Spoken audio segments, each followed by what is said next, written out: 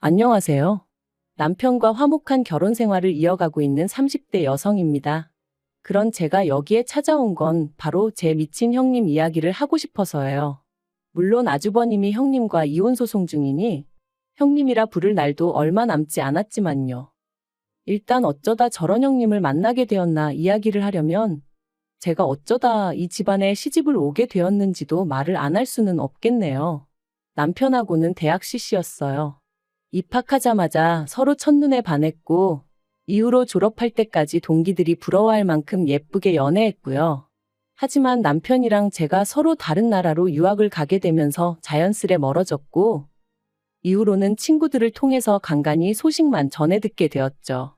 그러다 동문회에서 우연히 재회하게 되었고 남편이 먼저 우리 그때 참 어렸다면서 연락을 해오기 시작했습니다. 그리고 저도 남편하고 워낙 좋은 기억이 많았어서 그런지 그런 연락이 싫지 않대요. 그래서 다시 연락을 주고받다가 연인 사이가 되었습니다. 그러다 결혼 이야기가 나온 건 저희가 연애한 지 2년째 돼가던 해였어요. 사실 양가에서는 이미 저희 둘이 연애한다는 걸 알고 계셨고 어쩌다 보니 왕래도 하고 있었거든요. 그러니까 어머님께서 먼저 뭐하러 시간을 끄냐며 서로 확신이 있으면 차라리 하루라도 빨리 식을 올리는 게 좋겠다고 하시더라고요. 사실 저는 친정어머니가 안 계세요. 제가 아주 어렸을 때 지병으로 돌아가셨고 이후로 아버지께서 혼자 저를 키우셨죠. 다만 아버지가 사업을 하시다 보니 저랑 많은 시간을 같이 보내주시지는 못하셨어요. 그래서 금전적으로 어려움은 없었지만 마음 한구석에 늘 외로움이랄까 그리움이랄까 그런 결핍이 있었네요.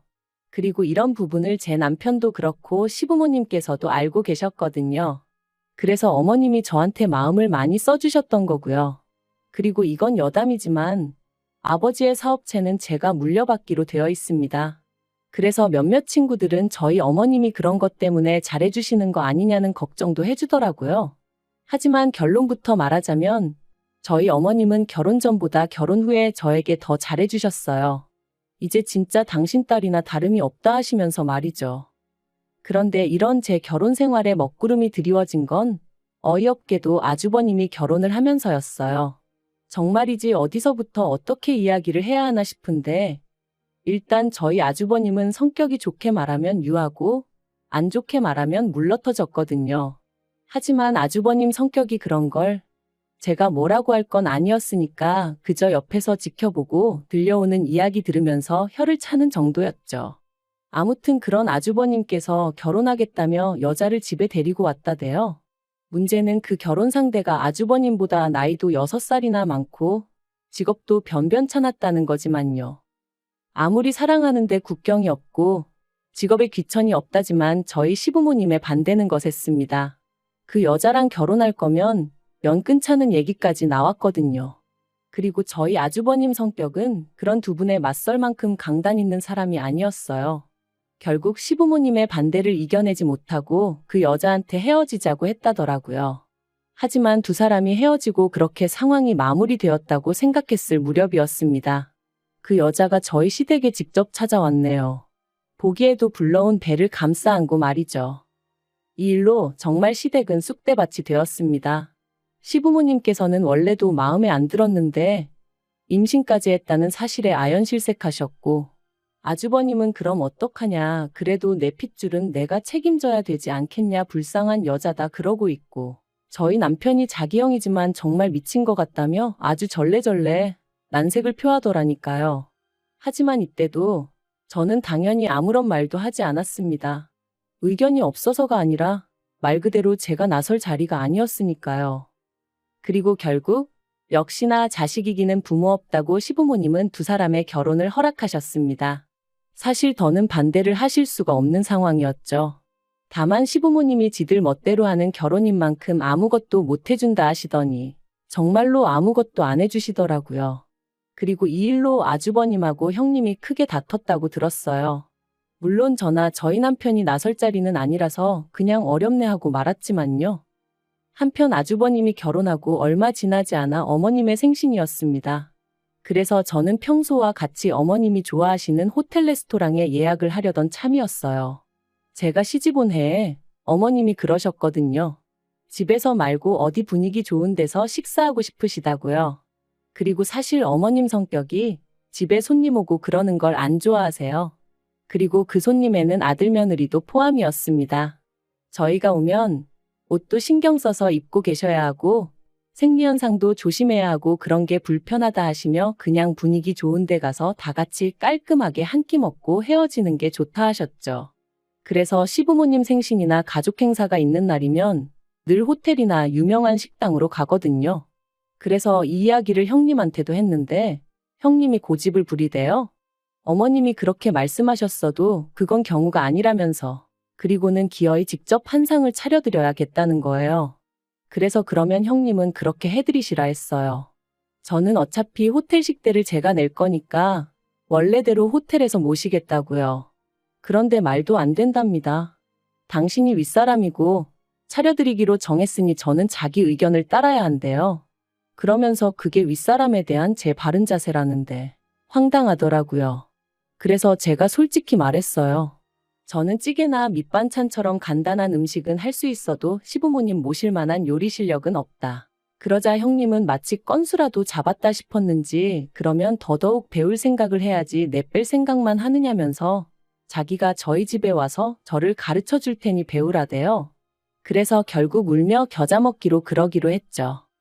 그런데 이게 웬걸. 막상 저희 집에 와서는 형님이 이 집은 누가 해줬냐, 이 살림은 누가 해줬냐. 솔직히 지나치다 싶을 만큼 사적인 것들을 물어보는 거예요.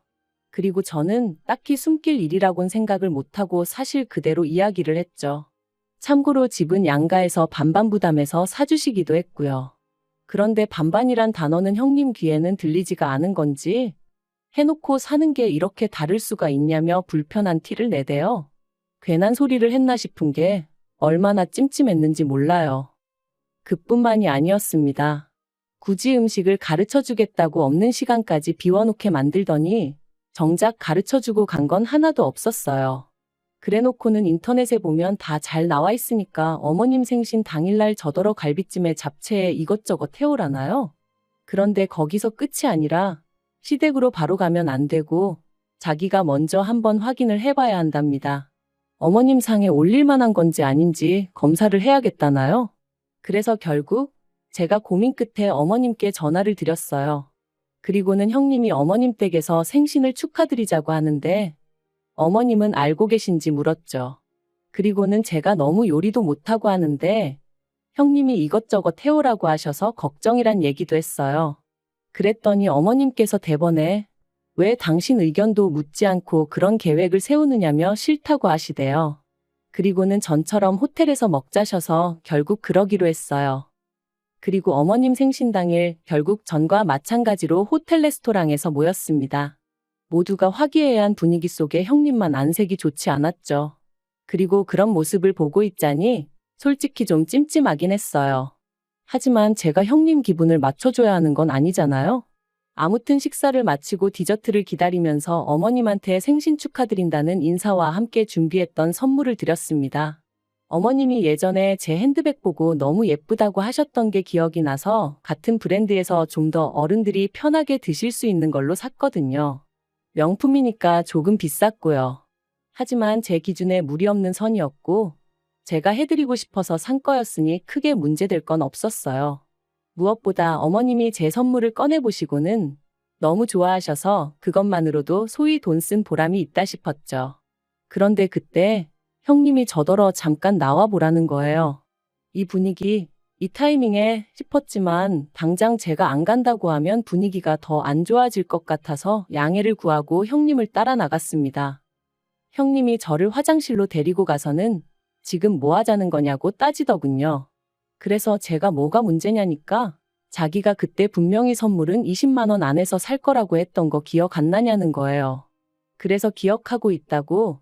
하지만 그건 형님이 그러신다는 거였지 저랑은 상관없는 이야기 아니냐 했습니다. 그랬더니 형님이 지금 자기 엿먹이는 거냐면서 자기가 20만 원짜리를 한다고 했으면 저도 그 정도 선으로 맞추는 게 기본 상식 아니냐고. 그런데 보란듯이 비싼 핸드백을 사서 내놓는 거 그거 지금 자기 가지고 노는 거 아니냐대요? 이게 그 말로만 듣던 자격지심인가 싶은 게 황당하기 짝이 없더라고요. 그래서 무슨 오해가 있으신가 본데 저는 형님을 곤란하게 만들 생각은 쥐꼬리만큼도 없었다 했습니다. 하지만 형님은 계속해서 저더러 그 핸드백을 사온 저희가 뭐냐 따지더니 급기야는 동서 혼자 어머님한테 예쁨 받으면 좋냐고 시비를 거는 거예요. 정말이지 말이 통하지 않는다는 게 이런 거구나 싶었죠. 그래서 제가 형님은 형님이 하고 싶은 만큼 하면 되는 거고 나는 내가 하고 싶은 만큼 하는 거라고 그뿐이다 했습니다. 한편 자리로 돌아와 마저 디저트 먹고 그렇게 어머님 생신 축하 자리는 좋게 마무리가 되었어요. 그리고 집으로 돌아오는 길에 남편이 아까 형수랑 무슨 이야기를 그렇게 했냐고 묻더라고요. 그래서 어머님 생신 선물 좋은 거 해드렸다고 욕만 잔뜩 먹었다니까 남편이 어이없단 표정으로 저를 쳐다보더니 너무 신경 쓰지 말라대요. 그래서 신경 안 쓸 거야 했습니다. 솔직히 제가 자기한테 돈을 빌려서 산 것도 아니고 제 돈 주고 제가 좋아서 해드린 건데 왜 욕을 먹었나 싶은 게 생각할수록 열받고 짜증났었거든요. 그런데 그날 저녁 다시 형님한테 전화가 걸려왔습니다. 그리고는 한다는 소리가 앞으로는 뭘 하던지 간에 자기하고 상의하고 허락을 구하라는 거예요. 그래서 제가 왜 그래야 하냐고 했습니다. 그랬더니 자기가 윗사람이니까 당연히 그렇게 해야 한다나요? 그래서 윗사람을 따질 거면 어머님이 제일 어른이시니 앞으로는 상의를 해도 어머님하고 하고 허락을 구해도 어머님한테 구하겠다 했어요. 그랬더니 저더러 어머님이 좀 이뻐라 한다고 눈에 뵈는 게 없냐는데 이건 무슨 동네 양아치도 아니고 말본새하고는 정말 수준이 하더라고요. 그래서 말 좀 가려서 하시라고 아무리 형님이라고 해도 지켜야 할 선이 있는 거라고 했죠. 그리고는 저도 분이 안 풀려서 하고 싶은 말이 있으면 생각 좀 정리해서 다음에 만났을 때 대놓고 하라고 그러고는 전화 끊어버렸네요. 그런데 그 일이 있고 정확히 3일 뒤였어요. 남편이 어쩐 일로 술에 잔뜩 취해서는 집에 들어온 거예요. 그래서 제가 무슨 일이라도 있었냐니까 너무 속이 상하고 괴로워서 그런다더니 자기가 어머님한테 들은 말이 있는데 물어도 되겠냐대요? 그래서 뭔데 그러냐고 말해보라니까 형님이 어머님을 찾아가 제가 어머님 때문에 돈 나가는 게 한두 푼이 아니라 너무 힘들고 부담스럽다고 맏며느리도 아닌데 이렇게까지 해드려야 되는 건지 모르겠다 뭐 그렇게 하소연을 했다더랍니다. 그리고 형님이 어머님더러 동서가 좀 힘들어하는 것 같다며 한마디로 저 생각해주는 척 생쇼를 하면서 어머님과 제 사이를 이간질을 한 거죠. 그리고 어머님은 어머님대로 서운하고 속상하신 마음에 그걸 저희 남편한테 말씀하셨던 거고요. 진짜 이 일은 지금 생각해도 어이가 없고 분통이 터집니다. 그래서 제가 남편더러 날이 밝는 대로 어머님한테 가자 했어요. 그리고는 아주버님에게도 전화드려 형님하고 같이 시댁으로 오라고 했네요. 그렇게 이튿날 아침 10시부터 시댁에 온 식구가 모여 앉았는데 형님은 전에 없이 의기양양한 표정이었어요. 특히나 어머님이 저에게 전에 없이 냉랭하게 행동하시니 기분이 아주 좋아 보이더군요. 그래서 다들 보는 앞에서 제가 어머님한테 대놓고 물었습니다. 형님이 제가 어머님 때문에 힘들다 그런 소리를 했냐고요. 그랬더니 형님 표정이 순식간에 달라졌어요. 설마 제가 대놓고 어머님한테 그렇게 물을 줄은 몰랐던 모양이대요. 그리고 어머님도 저를 놀란 얼굴로 보시더니 이내 그렇답니다. 그리고 그 소리를 듣고 당신이 얼마나 마음이 아팠는지 모른다고 그간 부담스럽게 하려던 건 아닌데 제가 그렇게 느꼈다니 미안하시다는 거예요. 그래서 제가 엉엉 울어버렸어요. 그리고는 어머님 왜 제 마음을 그렇게 몰라주시냐고 어떻게 저랑 알고 지내신 세월이 있는데 형님 말 몇 마디만 듣고 제 마음을 그렇게 오해하실 수가 있냐고 물었죠. 그랬더니 저희 형님이 저더러 어이없다며 어머님 앞에서 생쇼하지 말랍니다. 그래서 제가 왜 생쇼를 하겠냐고 되물었어요. 그리고는 형님이야말로 어머님하고 가깝게 지내고 싶으면 노력을 하던지 인품을 갖추던지 하지 왜 없는 말을 지어내서 사람 사이를 이간질을 하냐 따졌네요. 막말로 제가 설령 그런 생각을 했다 쳐도 다른 사람도 아니고 형님한테 털어놓을 이유가 있겠냐면서요. 그랬더니 저희 남편도 하긴 그렇다면서 제가 친구가 없는 것도 아닌데 굳이 친하지도 않은 형수한테 왜 하소연을 하겠냐고. 그러자 아주버님도 이번만큼은 점점 상황 파악이 되었는지 형님더러 이게 무슨 소리냐며 따지고 들었습니다. 그러자 그제서야 형님이 왜 다들 자기한테만 뭐라고 하냐 하더니 급기야는 자기가 봐도 안 되겠다 싶었는지 대뜸 어머님이 제일 나쁘다는 거예요. 장남차남이 엄연히 다른데 매번 동서만 예뻐하시지 않으셨냐 그러시는 거 아니라면서 말이죠. 어머님도 어머님대로 황당한 얼굴이셨지만 저도 정말 어이가 없었어요. 솔직히 자기가 이 집에 시집와서 한 게 뭐가 있다고 어머님이 자기랑 나를 똑같이 대해주셔야 된다고 믿고 있는 건지 기도 안 차더라니까요. 그리고 그때 아주버님이 형님 뺨을 때렸습니다. 왜 화목한 집안 분위기를 흐트려 놓느냐면서 말이죠. 그리고 졸지의 분위기는 아주버님과 형님의 부부싸움으로 이어졌어요. 형님은 네가 뭔데 나를 때리냐면서 신고를 한 해 만에 난리가 났고 조금도 미안해하는 기색 없는 형님한테 아주버님은 네가 그렇게 떳떳하냐 하더니 급기야는 이혼 이야기를 꺼냈습니다. 동시에 내가 지훈이 내 새끼 아닌 거 정말 모를 줄 알았냐면서 말이죠. 이때는 저도 저지만 시부모님 두 분 다 기함을 하셨어요. 그리고는 어쩐지 닮은 구석이 하나도 없더라는 저희 남편 말과 함께 그때부터 정말 쑥대밭이 되어버렸네요. 알고 보니 아주버님은 자기 애가 아닌 줄 알면서도 자기가 책임지기로 마음먹은 이상 어떻게든 가슴속에 품고 살려고 했었답니다. 그런데 형님이 잘 지내는 다른 식구들한테 해코지를 하는 걸 보니 이대로는 안 되겠다 싶으셨다네요. 저도 정말 이런 일을 제가 바로 곁에서 보게 될 줄은 몰랐는데 저희 아주버님만 불쌍하게 된 거죠 뭐. 아무튼 그래서 지금 아주버님네는 이혼 소송 중이고 뭐 그렇습니다. 어떻게 마무리를 해야 할지 모르겠는데 살다 보니 정말 별일이 다 있네요. 참, 그리고 어머님은 저에게 몇 번이나 사과를 하셨어요.